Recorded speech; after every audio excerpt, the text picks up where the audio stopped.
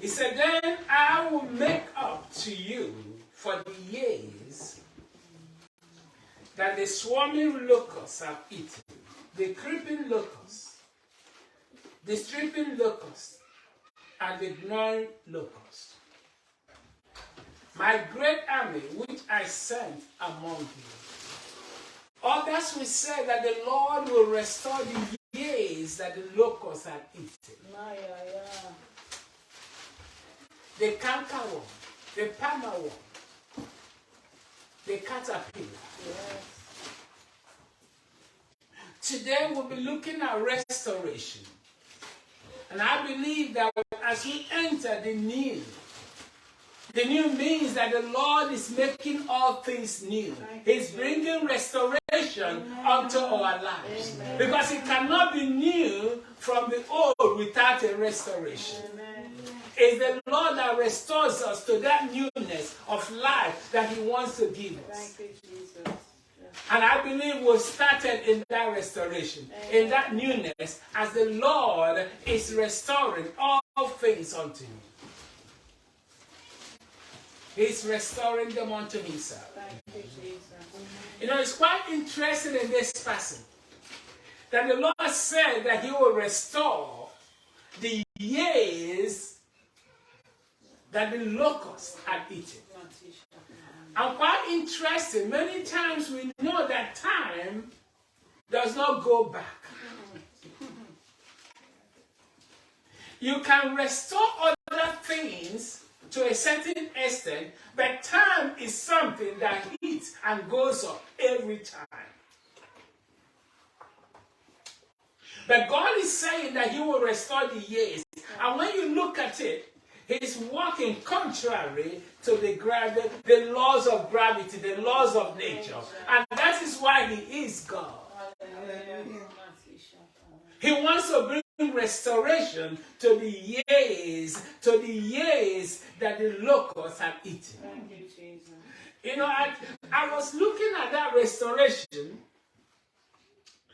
and I went into the dictionary, and it tells me that restoration is the act of returning something to its former owner, to the former owner. So that means something that is lost, and the person feels that that thing had gone. And if you find it or you bring it back and you restore that which was lost to the owner. It could also be restoring something to a place. Something that was in a particular place and it's been taken away and you restore it. It could either mean they're restoring something to its original condition. It could also be to a satisfactory state. But there has to be a yardstick. That means there was a former and you are bringing back to that former state. It can also come through repairing. The restoration can come through repairing, rebuilding, or reconstruction. So we're looking at God saying that He will restore the years that have been lost in this passage. The years that the locusts have eaten. And the question is, what could be a locust in your life? Mm-hmm. Because when we say locust, we know that locust is like grasshopper. They are things in the field. But we look at yourself and look at myself. What could be the locust in our lives? What could be those things that have eaten the things, the years, our lives, our destinies, our houses, our finances, our relationships? What could be those locusts that have eaten them? You know, restoration could occur in the physical or in the spirit. But the Lord promises to restore. However He wants to restore. Restoration we're talking about today is not the man-made only restoration. It is God by His Spirit orchestrated restoration. Amen? Amen. So we're looking at that. I want to look at another scripture because we are looking at restoration. I want to look at Proverbs 6, verse 30 and 31. Proverbs 6, 30 and 31. It's talking about a thief when he goes for to steal to satisfy his hunger. Let's look at it.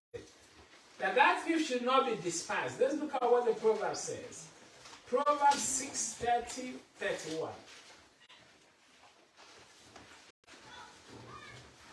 Praise the Lord. Yes. Yet, people do not despise a thief if he steals to satisfy himself when he is starving. Yet, when he is found, he must restore sevenfold. He may have to give up all the substance of his house. Praise the Lord. Thank you, my brother.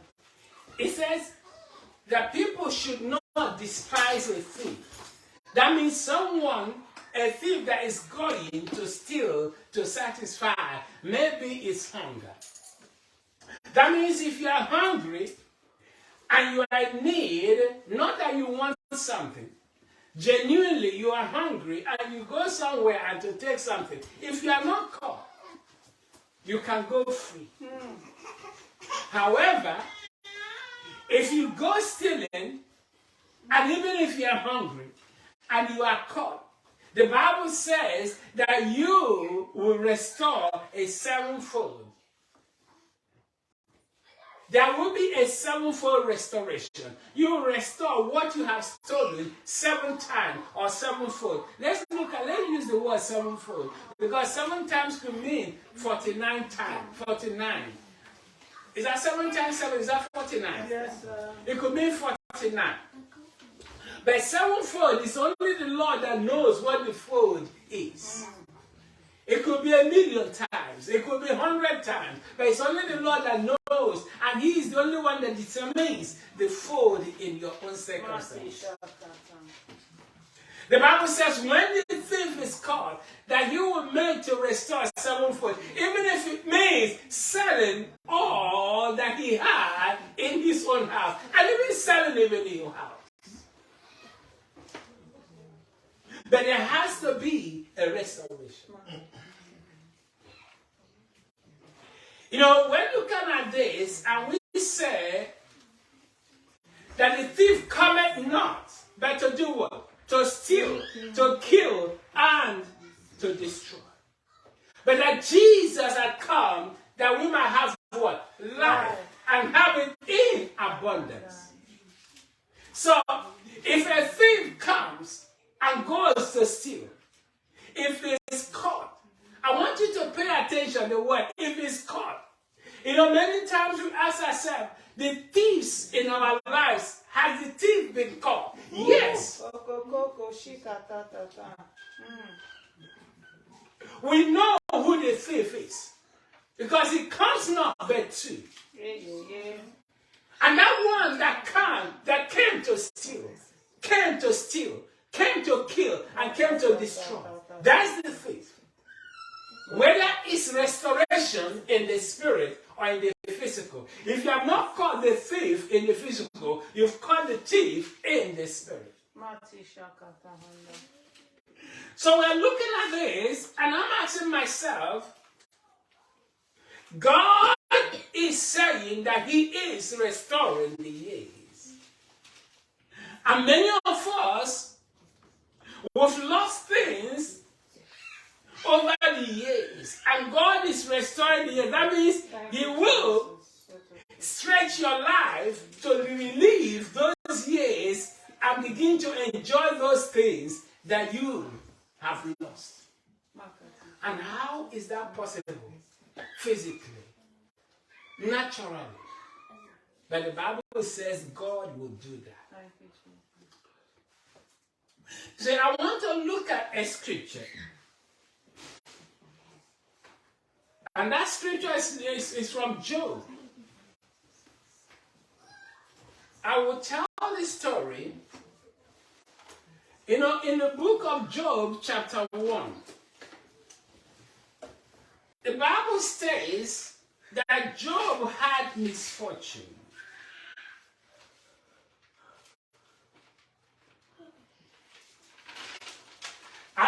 misfortunes, if you look at Job chapter 1, in one day he lost everything as a result of the evil one, as a result of Satan's attack.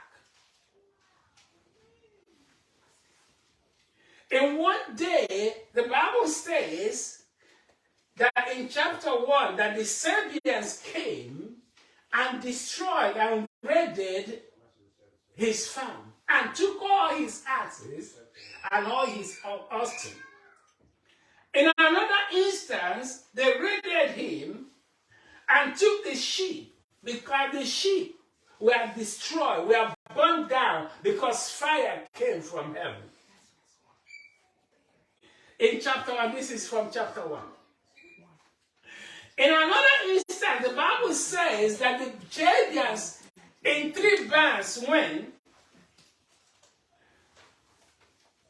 and destroyed his camel and took them away, the farm, and took away all his livestock. The last, but not the least. On that same day, a great wind, an evil wind, came and hit the 4 corners of the house where the children were celebrating. And the Bible said that the house fell and all the children were killed in one day. The Bible recorded that Job still maintained his integrity. He didn't cause God. How many of us will maintain our integrity if we lose 1,000 pounds? How many of us will maintain our integrity if we lose a child out of 10 children? God forbid that we will. How many of us will maintain our cool if something serious happens to us? Without saying, God, where are you when this thing happened? But it was God proving himself before the devil, before Satan, that Job is his servant. Can God prove himself before others that you are faithful? And in chapter 2, the Bible said that the devil or Satan went back to the presence of the Lord. And God said, you see, my servant Job is a man that still maintains his integrity. And the devil entered in argument that a man can lose everything but touch his body. And the Lord said, I give you his body to touch, but make sure that he doesn't die. Nothing happens to his bone. And the Bible recorded the devil afflicted him from the top of his head to the toe, with boils, sores everywhere. But that's why we know where we're going. And for about 9 months or thereabout, he suffered this affliction. And when the three of his friends heard of what happened, they came to him. There were friends that came to console him. But in seeing what was going on, and Job maintaining his integrity and saying that he did not allow, he has not sinned, he has not done anything, they continued. After a while, they changed and started attacking Job. The deliberation went to Job, you are a sinner. A friend of theirs, they thought that he was living in secret sin. But when we're going, when we come to verse 36, or 38, when God reappeared to answer Job all his questions. And God began to ask Job whether he can do this, whether he can do that. But the interesting thing that we're going is that we came to verse 40, chapter 42, and that's where I want to start today. In verse 2, when God has finished asking Job, Job realized that God can do everything. That nothing can stop God in whatever he chooses to do. That reminds me of the verse that says that anyone that comes to God must first believe that he is, and that he is the rewarder of those that diligently seek him. You see, until we come to, in our need, in our situation, come to a point of knowing that God is able to do exceedingly abundantly above that which we think or imagine, according to his power, because now his power is resident on the inside of us, because God is residing on the inside of us. That's why the Bible tells us that if we love him and obey his command, that he will come with his Father and he will manifest himself through us. And that manifestation of him through us is his power on the inside of us. So we're looking at that God. It came to a point that Job came to a realization that he has heard of God. But now that he has seen him, I believe that no one sees God and remains the same. It's only the evil one that has rebelled that the Bible says there's no room for the devil to repent.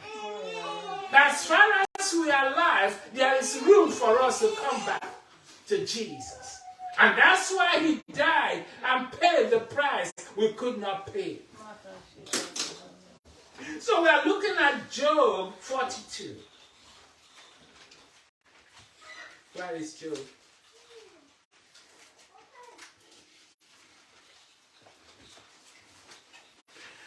In I've spoken about verse 2. And I want to go to verse 7. The Lord, I want to read it. Job 42, verse 7, I'm reading the New American Standard. And it came about after the Lord had spoken these words to Job, that the Lord said to Eliphaz the Temanite, my wrath is kindled against you and against your two friends, because you have not spoken of me what is right, as my servant Job has. Verse 8. He said, now therefore take for yourselves 7 bulls and 7 rams, and go to my servant Job and offer up burnt offering for yourselves, and my servant Job will pray for you, for I will accept him, so that I may do with you according to your folly. Because you have, for I will accept him, so that I may not do with you according to your folly, because you have not spoken of me that what is right, as my servant Job. You see, Job spoke what was right. But the 3 men that thought they were fighting, they were on the side of God. The Lord said they didn't speak what was right about God. It reminds me today when the man of God was praying today. The minister was ministering, and he was comparing Isaiah chapter 1 to chapter 5, where Isaiah was prophesying woe, until he encountered God. He realized that he was a sinner. He said, woe is me. And he realized that he was a sinner, like the people he was shouting woe, woe, woe unto. You know, many times we see things not from the Spirit of the Lord. We see things with our own human eyes, and we begin to judge without the discernment of God. In this passage, God instructed the 3 friends to go and present 7 bulls and 7 rams for them to be accepted before God. And it will appease Job, because they will have asked him for forgiveness. The Bible makes us to understand that until we repent of our sins and confess them before God, then God, who is willing and able to forgive us and to cleanse us of all unrighteousness, will do that. But there has to be a willingness and a recognition on your own part of what you have done. And here in this passage, the Bible instructed those three people to go and present 7, and 7 is the number of perfection. For there to be a burnt offering for their sins to be forgiven. And as they presented those things, verse 10, the Bible said the Lord restored the fortunes of Job when he had prayed for his friends. And the Lord increased all that Job had twofold. And if you continue, you will see that Job saw his 5th generation. But what my interest is in this is that God allowed Job to see a 5th generation of the newborn children. He allowed what he lost to be doubled twofold. That is restoration. He restored his health. So instead of him dying, he gave him long life. You know, when God restores, he makes it possible for you to see what you have lost and for you to enjoy. But there's something that I want us to recognize here, that the people had to go and offer burnt offering. A perfect number.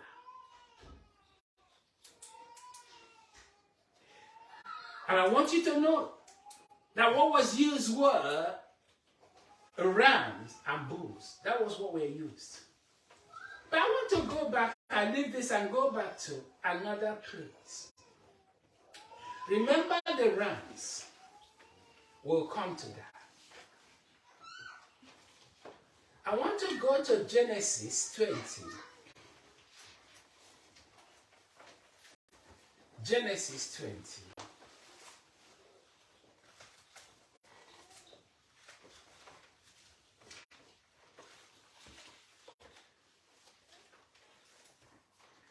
Genesis 20, we just read from verse 6.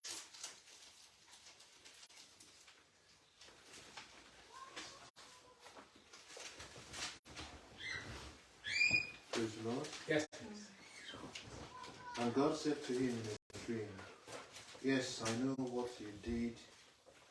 I know that you did this in the integrity of your heart, but I also withheld you from sinning against me.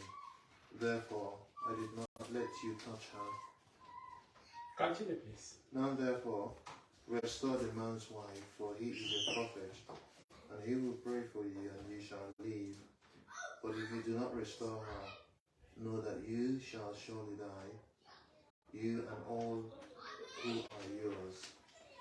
So Abimelech rose early in the morning, called all his servants, and told all these things in their hearing. And the men were very much afraid. And Abimelech called Abraham and said to him, what have you done to us? How have I offended you that you have brought on me and on my kingdom a great sin? You have done deeds to me that ought not to be done. Then Abimelech said to Abraham, what you did what did you have in view that you have done this thing? And Abraham said, because I thought surely the fear of God is not in this place, and they will kill me on account of my wife. But indeed she is truly my sister, she is the daughter of my father, but not the daughter of my mother, and she became my wife. And it came to pass when God caused me to wander from my father's house, that I said to her, this is your kindness that you should do for me. In every place, wherever you go, say of me, he is my brother. Then Abimelech took sheep, oxen, and male and female servants, and gave them to Abraham. And he restored Sarah his wife to him. And Abimelech said, See, my land is before you, dwell where it pleases you. Then to Sarah he said, Behold, I have given your brother 1,000 pieces of silver. Indeed, this vindicates you before all who are with you, and before everybody. Thus she was rebuked. So Abraham prayed to God, and God healed Abimelech, his wife and his female servants. Then they bore children, for the Lord had closed up all the wombs of the house of Abimelech because of Sarah, Abraham's wife. Thank you, my brother. You see, I have for us to read this long passage because it's quite an interesting passage. A man that went and took someone's wife, but the Bible records that he took it in the integrity of his own heart, because the owner, the husband declared and told him it was a sister. But God being our defender, God being the restorer, the Bible said in verse 20, in verse 18, for the Lord has closed fast all the wombs of the household of Abimelech because of Sarah. So immediately he took it. God, I believe, caused them to be impotent and barren so that they wouldn't hurt Abraham. The Bible didn't tell us how many days or how many years, but the Bible records that Abimelech had not committed any sin towards Sarah. And God visited him and told him to restore Sarah because he was keeping the wife of a prophet, the wife of a man of God. Remember that the last person we saw was Job. He was a servant of God. You see, as children of God, the one thing I want you to understand is that God is in the business of fighting on your behalf. Thank you, Jesus. So God instructed the man to go back and restore. And in restoration, he not only gave back Sarah, but he gave back, in verse 14, he says he gave back men servants and maid servants. He said, and Abimelech took sheep and oxen, male and female servants, and gave them to Abraham. And not only that, he also gave money, isn't it? Yeah. 1,000 pieces of silver. And he restored Abraham and made Abraham stay legitimate. And told the people, let's do business with Abraham. You know, God will cause you that wherever you go, your fear and your dread will be upon the people. And they will accept you because God will visit them before you even approach them. Yes, thank you, Lord. See, we are looking at restoration, and we've seen two men and what God did, but we look at the thing that we're given for them to be restored. What was the thing that Abimelech gave? And Abimelech called Abraham and said, what have I done? No. And Abraham said, oh.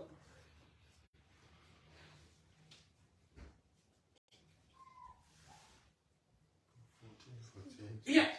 In 14 he gave him, he took the sheep.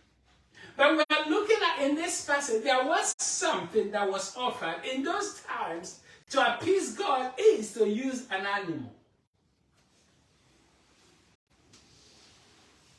And Abraham would have offered sacrifice unto the Lord that defended him. You know, today, for those that their head has been stolen, I want to show us what God says in the book of Jeremiah 30, verse 17. Jeremiah 30, verse 17. I want to read from 16 and 17. Jeremiah 30. It says, therefore, all who devour you shall be devoured, And all your adversaries, every one of them shall go into captivity. Verse. And those who plunder you shall be for plunder. And all who pry upon you, I will give for prey. But look at 17. For I will restore you to health. That means if your health has deteriorated, God said, I will restore to you health. Thank you, Jesus. And he said, I will heal you of your wounds, declare the Lord. The wounds could be a physical wound. It could be a spiritual wound. It could be hard. It could be whatever you are going through, God will restore. Because they have called you an outcast, saying, it is Zion, no one cares for her. You know, the enemy attacks you because they believe they can hurt you. They believe no one will come to your defense. You know, we're looking at this and I'm saying to myself, if this is the case and God says he will restore, how today should we experience the restoration of God in our own lives? I'll look at one scripture again before I go into that. I want to look at Isaiah 61 verse 7.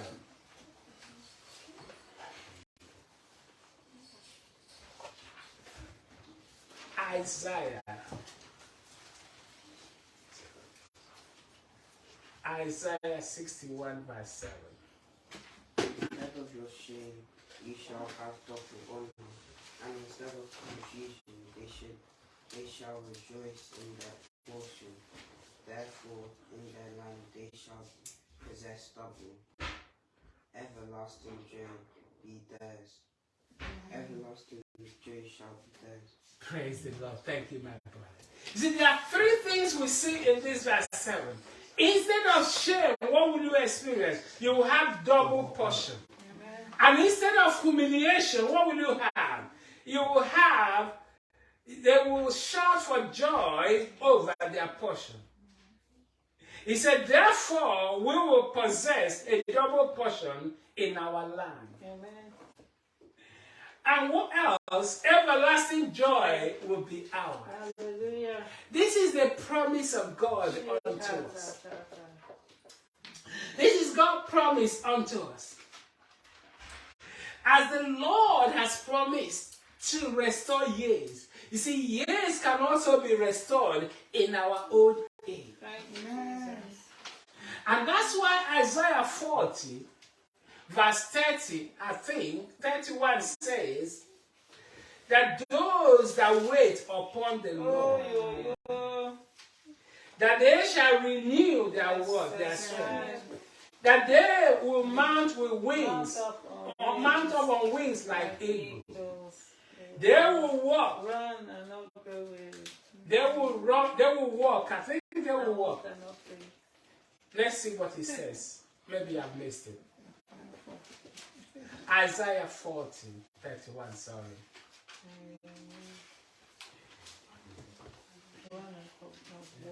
They will run and not get tired, and they will walk and not go weary. Sorry. The first one is run and not get tired. And the next one is walk and not become weary or faint. So when in restoration, in terms of the years, God will want us to begin to wait upon him. Because as our lives is hinged on God, our years will be renewed in him. And it reminds me of a passage when David wanted to kill all the men in Nabal's house. And Abigail came and met David on the way and told him that he shouldn't go and do what he was planning to do. that his life will be bundled in the life of God. And the life of his enemies will be slung out, it will be taken out like a stone from a sling. See, when your life is bounded in the life of God, your life is renewed. Amen. Amen. And you live life renewed in God. You know that we are Christians and we are children of God, but we don't wait on him and we don't remain in him. Will cause people to see your life going down, but they will see that you're a child of God because the glory is not there. So the number one thing that we need to do is to begin and note that we have to continue to wait on him, to renew our strength in him, to cause that our lives will be bounded in the life of God. As Abigail prayed unto David. But the next thing we have to look at, I want to look at Psalm 103, verse 5. Psalm 103, verse 5.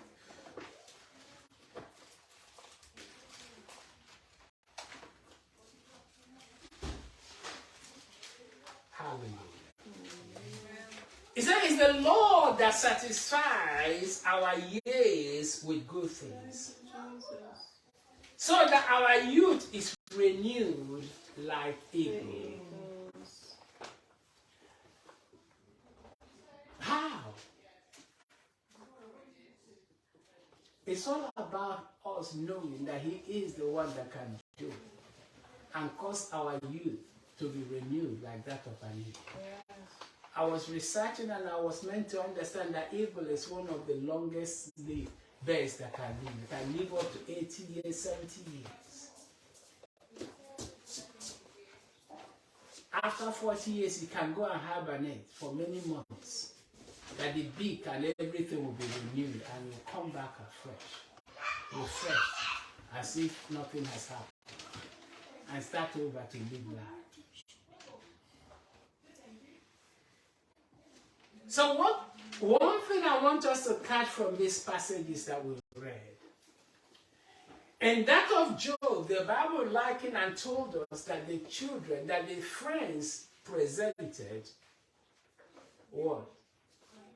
Bulls and rams for sacrifice. In the book of Genesis 22, the Bible tells us that God instructed Abraham to go and sacrifice Isaac. And at the point of sacrifice, the Bible said the Lord made Abraham to look up and he saw a ram in a thicket. And he told Abraham to go and get the ram and sacrifice unto him instead of Isaac. But today, as they were going, before my today, as they were going, the Bible recorded that Isaac was asking the father, where is the ram? Where is the lamb for sacrifice? And he said that God will provide. But God provided a ram. And the meaning that God was still owing a lamb. And that lamb of God that taketh away the sins of the whole world became a substitute for us to be restored to the Father. When John saw Jesus, he said, behold, the Lamb of God that taketh away the sin of the whole world. He had to become sin, that we might be the righteousness of God in Christ Jesus. You see, Jesus, the Bible said that he became poor, that through his poverty, that we might be what? Rich. The Lamb of God that became sin, that we might be righteous is the one that he himself came to pay the price that we could not pay. It's a restoration today unto us is hinged in Christ. It's anchored in what Jesus did on the cross of Calvary. He has become that ram, that bull that the Bible says that the three friends offered unto God through Job. And Job took it and sacrificed unto God as a burnt offering. That has become that animal, the sheep, that Abimelech gave to Abraham because he sinned against them, for his sins to be forgiven. Remember that the three friends sinned against God. For their sins to be forgiven, they had to offer the bulls and the rams.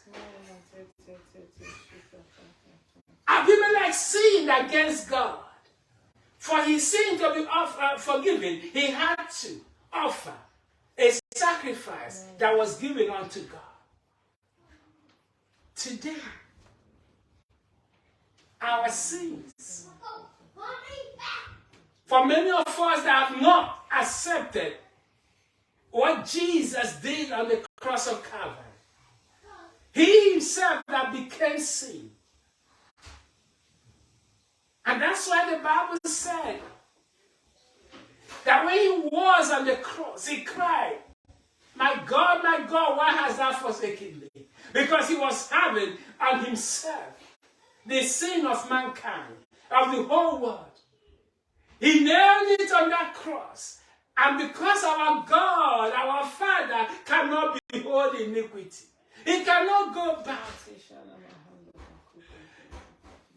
The Bible says in Isaiah that it was because of his sin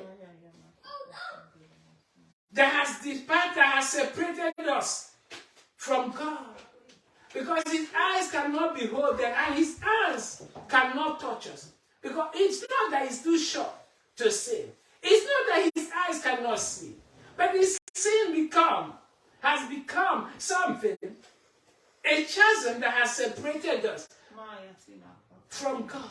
And today, he himself, in the form of Jesus, has come to pay the price. He has already paid the price.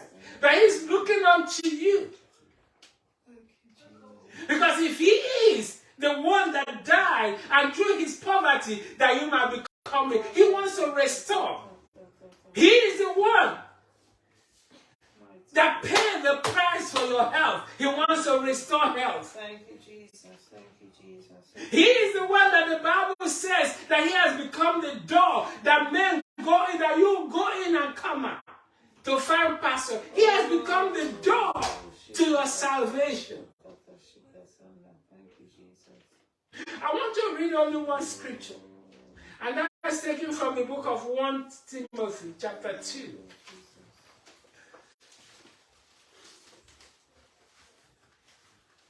1 Timothy 2, 5 and 6.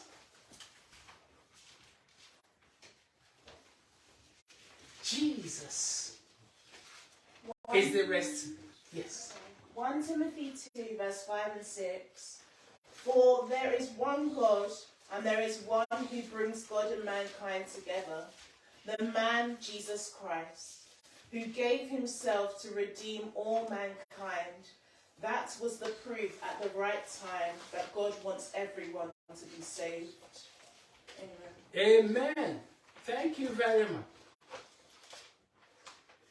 Hallelujah. Praise the name of Jesus. I just want to get it in mind. I'm running a bit slower. He said, but there is only one God and one mediator, the person that stands between us and God. And that person is the man Jesus Christ. Hallelujah. Verse 6 is the key. He said he gave himself as a ransom, as a price, as a sacrifice, to pay for what the devil has stolen. To pay for what the sicknesses, the health that has deteriorated, to pay for everything. He is the restorer. And that's why the Bible said that the thief cometh not, but to steal, to kill, and to destroy. But Jesus came that we might have a restoration and abundance. We have life and have it in abundance. Hallelujah. Mighty God. So Jesus, I'm looking at this, he said, who gave himself as a ransom for all? He said, the testimony born at the proper time. You know, today we might be asking, how can the years God has promised us be restored? It can only be restored when we understand and appreciate God, even as Job appreciated and understood God. It reminds me of what the Queen of Sheba said when she visited Solomon.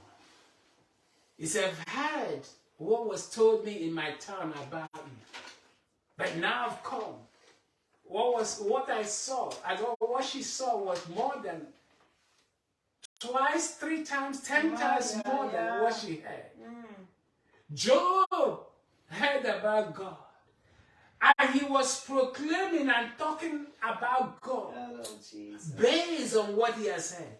And many of us today, we have not had a revelation of who Christ is. Oh, Jesus. And everything that we are saying is based on what we saw or what we read from the internet about men. What many people have told us about God.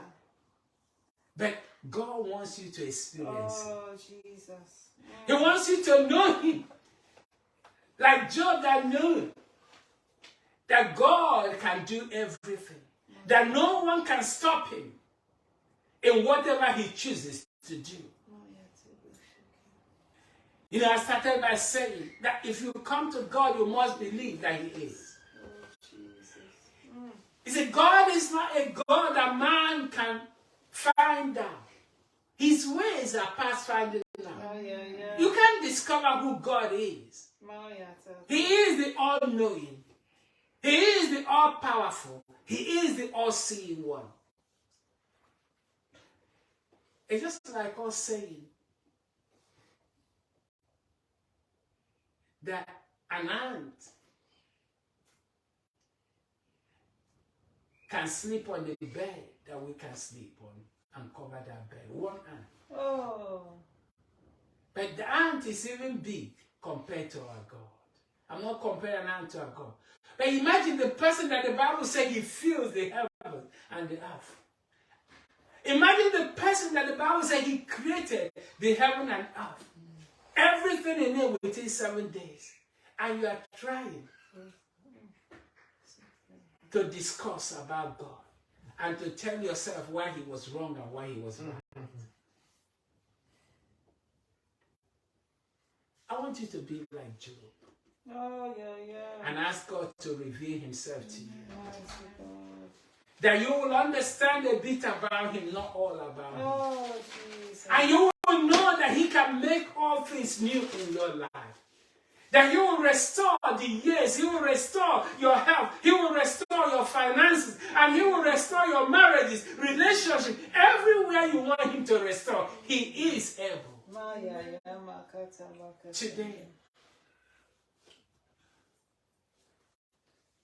while all eyes are closed, even in this place, and all heads bow before the presence of the Lord. If there's anyone here that will say they want to know Jesus, that they want to know God. You know, Jesus in the book of John,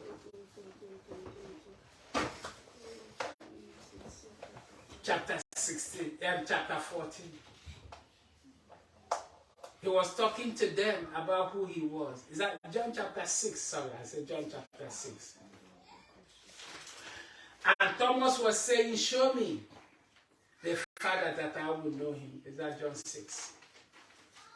And he said, have I been with you for such a long time and you are asking me, John No, it's just 14. I've been with you for such a long time and you are saying, show me the Father.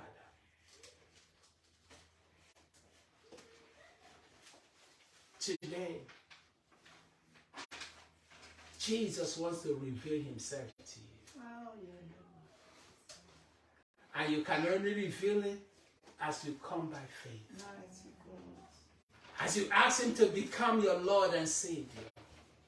As you ask him that he will cleanse you, that he will become that sacrifice that will restore that which was lost. That sacrifice that will pay for your sins and the sins you committed knowing and unknowingly. For those listening and watching over the media, social media, if you'd like to know that God that's all powerful, that God that has come to give you life and give it to you more abundantly, that come to restore that which the enemy has stolen from you. He's here to reveal himself to you. Repeat after me.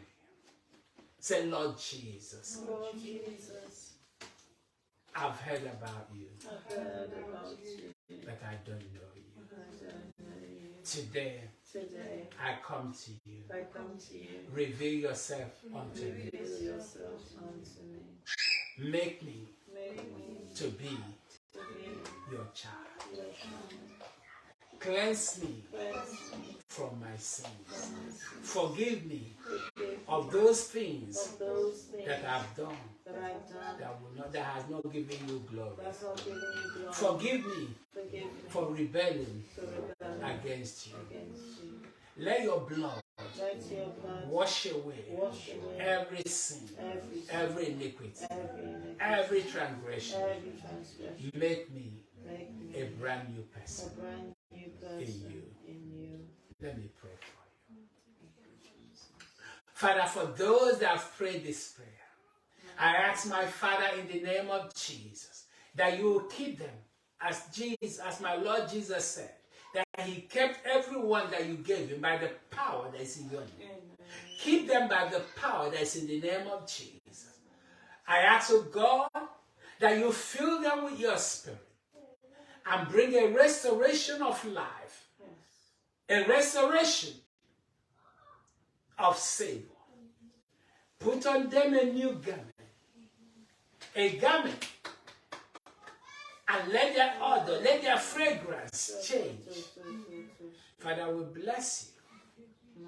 We love you. In Jesus' name. For those that are